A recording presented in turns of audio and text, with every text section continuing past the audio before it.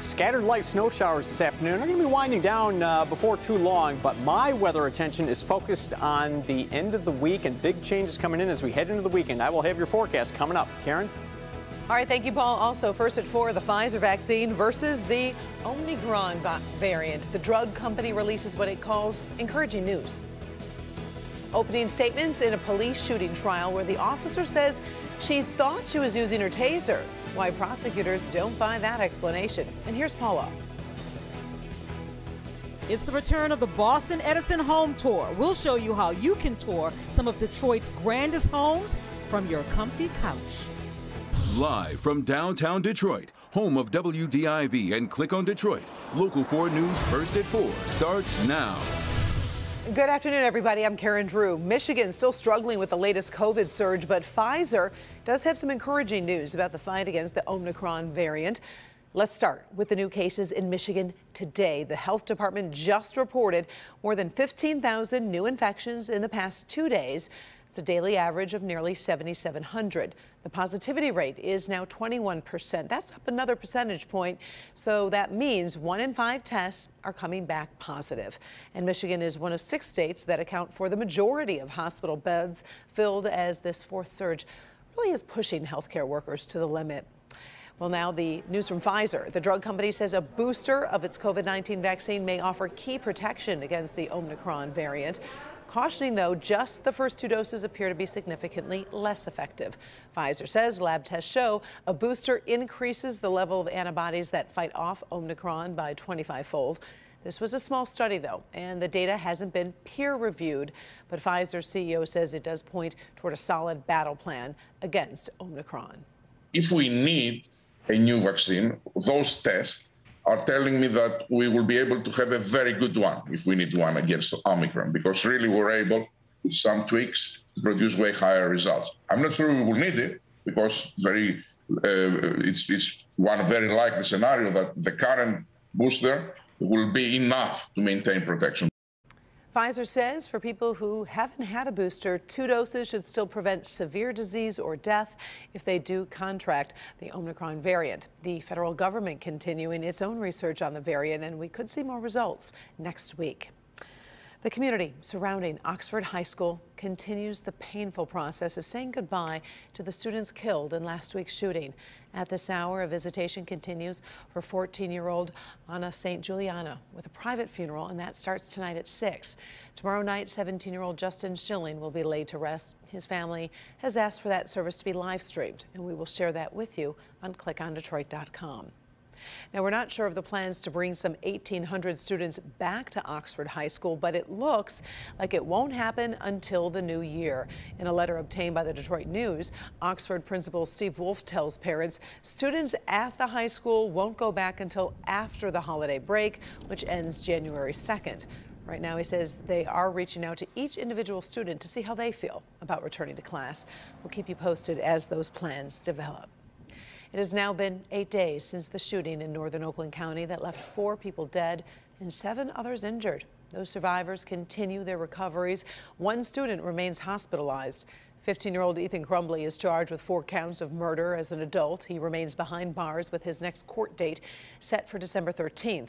His parents, James and Jennifer Crumbly, are both charged with 4 counts of involuntary manslaughter, accused of not doing enough to stop the shootings. They are also in jail with a court date of December 14th. All right, let's switch gears a bit for you. Take a look at the first forecast. We've been seeing a little bit of sunshine in downtown Detroit, but we could see some snowflakes move in for us. So let's get the very latest and that timeline. Hey, Paul. Yeah, hey, Karen, and you can see here on Storm Tracker 4, it's a very light snow pattern. In fact, I've been looking at the airport observations, and much of this right now is just snow flurries. Maybe there's a couple of patches of light snow, but this is no big deal. This is nothing that is going to have any impact on our roads. Hey, look at our live sky cam from downtown. As Karen just mentioned, you can actually see some of that sunshine, so that's pretty nice. Temperatures are still well below average. However, baby steps. They are better than we were yesterday at this time. And right now you can see the wind is under 10 miles per hour, so that's a piece of good news. If you're heading down to the Pistons game, coming on downtown to the LCA, again, a few stray flakes are possible early this evening, but basically it's going to be a dry evening. No problems getting to and from the car, mainly cloudy skies and just cold. At the end of the game, you'll be in the upper 20s. I'll be back with those big changes on Friday coming up in just a few minutes, Karen. Thank you, Paul. We've got some breaking news from Chicago, where the jury has just started deliberations in the trial of actor Jussie Smollett. The prosecution and defense gave closing arguments after Smollett took the stand over the past 2 days. Defense attorneys spent time attacking the two brothers who testified against Smollett, claiming he set up a hate crime hoax. The defense called them sophisticated liars. Meantime, Special Prosecutor Dan Webb calls the evidence against Smollett overwhelming and accused him of lying to jurors. Jurors just got the case. We're following it closely. We'll have an update as needed, and of course tonight at 5. Prosecutors in Minneapolis say former police officer Kim Potter, quote, betrayed a 20-year-old kid when she shot him with a handgun instead of a taser.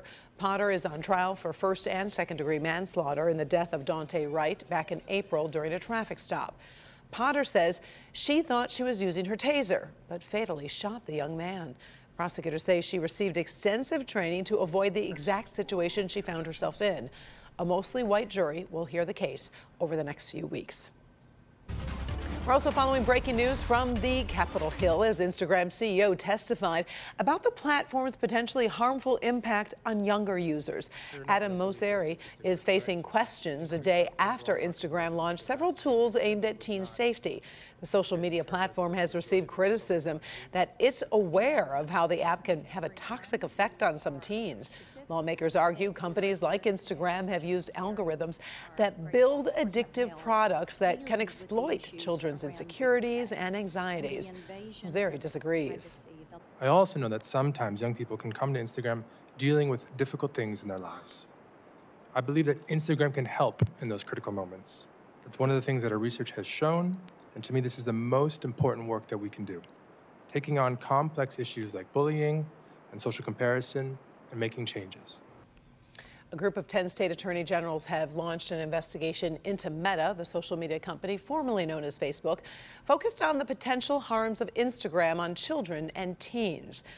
Well, it looks like Congress has found a way to avoid a debt limit disaster, but it is complicated. Lawmakers are facing a December 15th deadline, 1 week from today, to approve additional borrowing so the government doesn't default on its bills. Republicans refuse to vote to increase the limit, so they've made a deal that will allow Democrats to do it on their own. Last night, the House passed a Medicare bill that includes a provision allowing the Senate to raise the debt limit by a simple majority, which the Democrats control. So if that bill passes the Senate, then Democrats will have to vote to raise the debt ceiling on their own. COVID has changed so many things and taken away some of our favorite holiday traditions, but the historic Boston Edison home tour may actually become more popular because of how they are bringing it back. Let's go to live Paula Tutman. And Paula, people really do love going around these big historic homes and looking through the rooms and the closets. It's just kind of dreamy. Yeah, I know. That's so interesting. You get to kind of trudge around other people's houses, right? But let's face it, outside, the weather has gotten a little frightful. But imagine being able to do a home tour, and the weather is actually quite delightful because the best seat in the house is right there. It's your sofa. It means you can have whatever adult beverage you want, whatever refreshments you want, and you can take your shoes on or off. It's up to you because it's your sofa. For 45 years, the Boston Edison Holiday Home Tour looked a lot like this. Every year, nearly 1,000 people would walk the community, no matter the weather, find the homes, go inside. But because of the magic of technology and streaming services this year,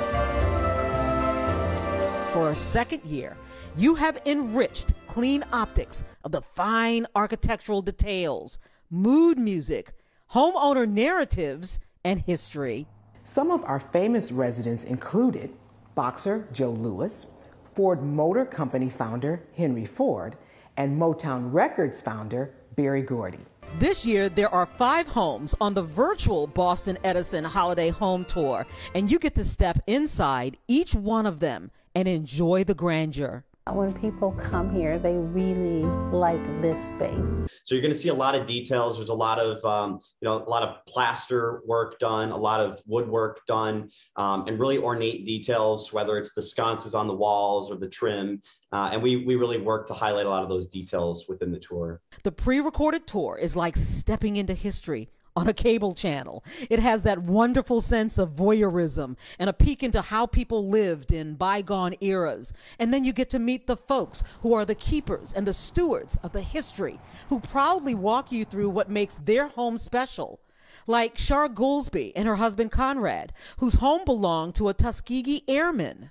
Captain Carl Carey raised his family here for many, many years, and so it's really special to be able to live in a part of history. For us, it kind of feels like it's still the Carey's home, and they're just letting us kind of visit. You get to know the people who live here and what they love about living in a virtual history lesson on style, culture, and even decor. Coming in the front door, as you go down the hallway that leads basically to the kitchen and to the dining room, there's a beautiful green mural that is totally one of a kind. As you turn and you go into the dining room, we have a second mural there as well, the beautiful blue scenery against the dining room wall.